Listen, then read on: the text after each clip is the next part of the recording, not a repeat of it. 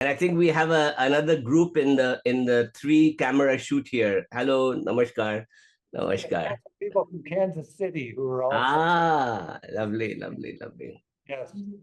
So we're both Kansas City and St. Louis. Raja, just as background, the snapshots about you say that you're a filmmaker, an architect, a public speaker, and a spiritual teacher. Can you give us some background on how you got to the place that you are and who you are, particularly your exposure to Hinduism, Vedanta, Vivekananda, and gurus? So give us some background so we can know who you are. Beautiful, thank you. And can you hear me clearly? Yes, we can. Wonderful. So, I mean, I'm a Bengali boy, but I grew up in Africa. My father was with the WHO in West Africa, in Nigeria and Sierra Leone. So I was born in Nigeria, and as all good homes should have, we had a beautiful little prayer room, puja ghar, Uh-huh. and it was Sri Ramakrishna, Ma Kali, and Sharada Devi right there every morning, every evening for us, and Swami Vivekananda's picture on the right side looking over us. It was so Baba was definitely a Vivekananda Bhakt. I don't think he was initiated, but he self-initiated himself and he studied Vivekananda. And so my whole childhood was doing pujo to Sri Ramakrishna and understanding. But when you get to your 20s, you don't quite follow the path. I became a student of architecture in London, and there I kind of became slightly agnostic and was much more into martial arts and design. But Uh-huh.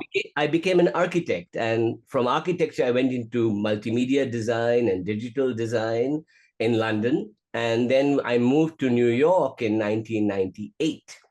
And at that time, life had been a bit difficult for me, so I was returning to my roots and my thinking. So I went to the Ramakrishna Vivekananda Center in New York. And a wonderful, beautiful man called Swami Adishwarananda Yes. welcomed me in, and that was in 1999. And I went to a series of talks he would give on Tuesdays and Fridays, and I fell back in love with the whole teachings. And he was my teacher. He initiated me on in Thakur's family in 2001 in Thousand Island Park. So I was very lucky on Guru Purnima 2001. So I was very lucky. And I started making films, and when I started looking around at that time in late 2000s, I realized that nobody knew about Swami Vivekananda in America, apart from the devotees of the Ramakrishna Mission or the Vedanta societies, and the Indians all knew it about the speeches and all of that. So I came to it from that point of view. I first presented it 10 years ago to PBS, but they couldn't raise the money. And then I went to India for a while. I came back. And when I came back 3 years ago, I presented it again to PBS and they were very interested. And this Uh, time we were able to raise all the money. We got funding from Michael Singer, the author. We got funding from Sumir Chadha, venture capitalist in California. And it was all grants. It was all educational, nonprofit. And yeah. we were able to make the film last year. So I'm so grateful that full circle from childhood memories to coming to Swamiji properly now. That's wonderful. It strikes me that there is something that's very similar about architecture and filmmaking. In Yes, As an architect, you have to do a lot of thinking, a lot of design, a lot of planning before a shovel even hits the ground. absolutely. And it must be similar in filmmaking. Can you talk about the process a little? Sure. We in architecture, most of the work is done drawing board and research and all of that. And we have a similar process in filmmaking. So it was a very easy transition for me to any creative project you can do. And filmmaking has what we call pre-production. So I spent years researching, writing, thinking, interviewing people, deciding on where we wanted to film. And then when actually came to filming, which started in last year, we went straight in and we went to all the places and filmed. And so I think that what architecture prepared me for was the ability to fulfill a creative project from a technical point of view. You know, Uh, so what most people don't realize, they think, oh, it's just a film, it's creative. No, no, no. 70% is hard, technical preparation, planning, and methodical research and work that has to be done. sure.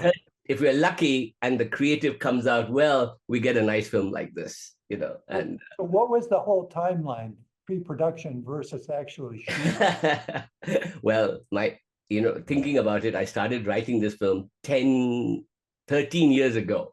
Oh, And uh-huh. my first presenting was in 2015, so 10 years ago, to PBS, and we couldn't raise the money. But I had already started writing and preparing and researching and all the work.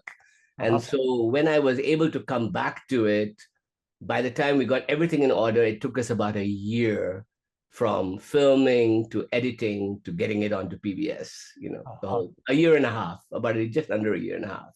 Uh-huh. Wow, that's amazing. I think that one of the best things for us is that this is important because this is the first time a film on Swamiji or any great Indian spiritual teacher in a positive light has been put on American public television. Nobody has done it before. Yes. And so I was very blessed. There's an old saying in Thakur's family that Swami Vivekananda will only let you do a project when he gives you permission to do it. You know, so I had to wait 10 years for that permission. And then we got the funding, we got the distribution, it's on PBS, it's streaming. Our estimates now is that more than 200,000 people around the United States have seen it in the Wow. last month and a half. So I'm very Great. grateful. I'm very grateful. I know from going to India that Vivekananda is ubiquitous there. He's on posters, his name is everywhere. All organizations try to co-opt him and make him part of them. But in this country, we've kind of forgotten about him some way. But in India, I would say that he's a mythic figure. And It's and how do you take a mythic figure like that and transport that to this country to try to portray a real person in his real life? How do you do that in a film? And obviously you figured out how to do that, but tell us. so I think that there are two aspects to Swamiji. One is, yes, this mythical status he has in India, and the almost forgotten status he has over here, right? Yes. So one is we don't remember him here, and the other is people take him for granted in India, right? Yes. And both have a quality, unfortunately, of lack of knowledge or lack of understanding of what he was talking about. And in India, everybody knows Arise Awake and Sisters and Brothers of America and Chicago. He comes back and and now we have his picture on every wall and the kids recite his speech every year in schools. Yes. But I don't think that people understood what he was really teaching in the broader audience. People don't know what he was teaching about. Mhm. This idea of what Swami Vivekananda calls the Vijnana Vedanta, this idea of a Vedanta that is practical, that can be lived, that can be applied in life. And I think that we did not understand this. In America, this was the man that brought yoga and Vedanta and Hinduism into the American conversation in a popular way. He was the superstar of the parliament. But what people don't know is that he spent nearly 6 years here building an institution, teaching, traveling everywhere, burning himself out completely. So Yes. the story we wanted to tell was, what is it about a man that makes him want to do that, that motivates him? Because he was not a god. This was not an avatar. Yes, you can declare him now a saint or whatever you want to, but he was a young man. When he arrived in America, he was 30 years old. And I think that people forget that he did in 9 years, which most people can't do in a lifetime, right? Yes. Not only did he build the Vedanta Societies of America, but he built the Ramakrishna Mission, which was the first kind of service oriented spiritual organization in India, that served the poor, that fed the hungry, that did hospitals and schools, and a lot of his Western students, particularly women, went over to India to help build those institutions. And here we show it in the movie, as you all saw, that it was women that predominantly came forward and helped him build all this. So I Yes. think it was such an inspiring story. And that's why we decided that we would push it on both sides. Yes, for sure. Did you feel that there was something about this movie that called to you particularly, that this was something that you needed to do? Um, I mean, because you made a lot of other films, and I'm I sure have, you have I have. ideas for other films, but was there something special about this one that called out to you, particularly to show it to American audiences through PBS? I think my connection to Swamiji is so deep. My father went to Scottish Church College. Oh, Our house in Calcutta was in Hedua, just 5 streets away from Swamiji's house. uh-huh. We grew up with that DNA, psychic, and everything around us. So I think that I am my, my own sadhana has been an integration of Swamiji's teachings and Vedanta with Shakti. I am a great devotee of the mother. And I'm not great devotee. I'm great in my devotion. I love the mother. And and I think that what I've learned is that this was the first teaching in the history of Indian wisdom that integrated, what we call the Vijnana Vedanta, which is that the idea of the divine as impersonal as Brahman, and the idea of the divine in the body, in the world, as Saguna Brahman. And I think that this way of balancing was a natural story that the world needs today. And so it was necessary, and it was also a calling. So I think that today, this film is going to provoke conversations about acceptance, about tolerance, about diversity, about universalism that we've kind of misplaced along the way. And I Yes, think it was critical to make it at this time. yes. No, I've been struck before with your emphasis, like your film on the quantum Indians. Yes, You yes. know, the scientists who were underfunded and unappreciated, and you're making that movie, which was award-winning, is now shown in science centers and universities and sparked conversation. And do you hope that that same kind of impact will occur from this film, that those conversations that you talked about may be sparked by people watching it and being provoked by what you're showing them on the film? Talking of that film, The Quantum Indians, it won me the National Film Award in India. And we did not expect it to become an activist film that would kind of force people to think about funding basic research and science in India, not just IT and AI and technology, but research, fundamental research. And Yeah, we made the film on Raman, Bose, and Saha, and anybody can watch it on YouTube right now. It's called The Quantum Indians. It was funded by the Ministry of External Affairs back in 2014, 13. But what we found there was that anything that can inspire conversation, that can trigger a dialogue about acceptance, about diversity, about finding the divine in every single person, I think is so critical today.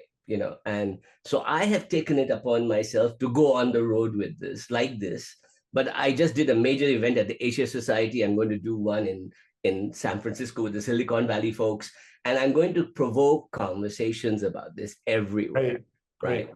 And so we're kind of starting a movement around it. And I'm working with a few nonprofit groups and hopefully with all of you to kind of create a ripple that this film can take to the world Mhm. about not just Swami Vivekananda as a heroic figure, but about the message, about the story, about Vedanta, that there is a universal language that no matter what faith you come from, you can practice and understand and contemplate your own divinity. and see the divinity in everybody else. I think if we can get that message going, I'd be very, very happy. Well, I, as a longtime Vedantist, learned things from the movie that I didn't know about Vivekananda before. What what kind of things did you hope that people would take away from the movie? And maybe secondarily, what things did you learn by making the movie that maybe were unexpected? Great question. Thank you. I think that what I want people to understand was that if you forget his divine inspiration and Sri Ramakrishna and you take that away for a second, this was a remarkable historic young man, right? Yes. And we've got to celebrate that. We've got to celebrate that a brown man in colonial England, in India, could come all the way to America, change the world by himself, right? Yes. And I think that that should be enough inspiration for every young person today and anybody who is trying to do anything in the world to find motivation, right? Number one. The second part was that what I enjoyed the most was the little things. One was seeing the actor Samrat Chakravarti become Swami Vivekananda. I thought that, he's Bengali, he looks like Devanand, all these wonderful things about him. But, the key was that I saw Swami Vivekananda enter him and he becoming more and more this yogi and Vedantin over the filming of the making of the film. And I love that. And today, when I take him on public events and talks, he is just exuding that energy, and so we see a remarkable transformation just in the actor playing Swami Vivekananda.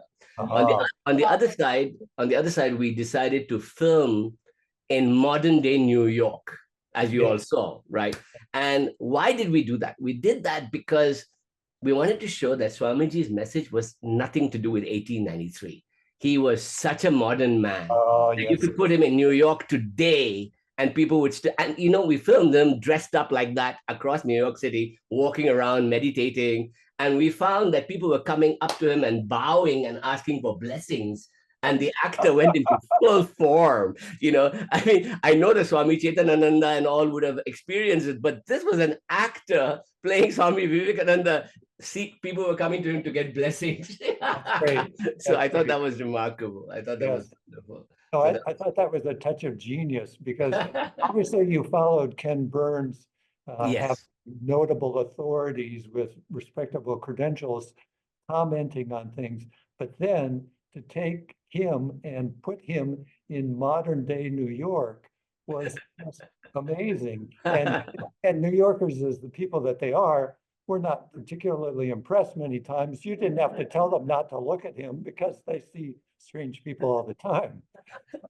It was wonderful when we were in Madison Square, where Swamiji spent a lot of time and spoke there. And there were nannies there with the children in prams and strollers, and they were all coming up to him and saying, "Who are you? Are you a holy man? What do you do?" They were coming up to him. All the kids were coming and trying to grab his outfit. They were holding his clothes. It was amazing to see the energy that, I mean, it can only happen in New York and St. Louis and San Francisco and other cities where a person can dress up like that and not be seen as unusual and not be seen as, Yes. Oh, that was an amazing touch to have him appear that way. Sure. Do you have any closing remarks for us? So wherever you are in America, look, we consider that the Parliament of Religions was the other 9/11, right?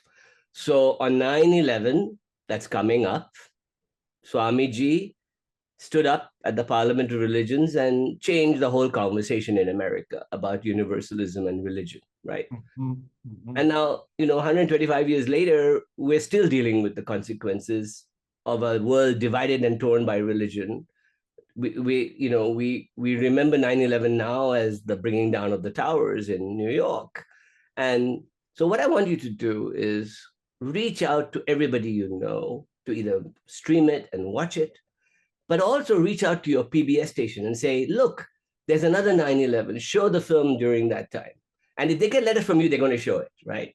So write to your St. Louis PBS, write to everybody, Kansas City PBS, write to them and say, show the film. They know it. They've all can show it anytime they want to, right? Sure. And if you have friends in San Francisco or Oregon or anywhere, tell them to write to their PBS, email the PBS station and say, September 11th, another great day for universalism. Let's talk about it. And then we are going to do a big promotion around Diwali and Durga Puja at that time to show it again. So keep advocating, keep putting it out there. Let's get 1 million people to see it this year. That would be my ideal dream. So let's do it. We can do it. Yes, we can help with that, definitely. Well, we owe you a great debt of gratitude for making the film, reminding us of Vivekananda's contribution to America and to our society, and reviving the idea of trying to live up to the ideals that he set for us. So thank you so much for that. It was great to talk to you as always. Thank you. Jai Ma, Jai Ma, Jai Ma. Thank you, Raja. Thank you, Swamiji. খুব ভালো লাগলো. Thank you. আমি খুব কৃতজ্ঞ তোমার কাছে। কৃতজ্ঞ। না, সুন্দর হয়েছে, সত্যি সুন্দর। Thank you, Maharaj. Thank you.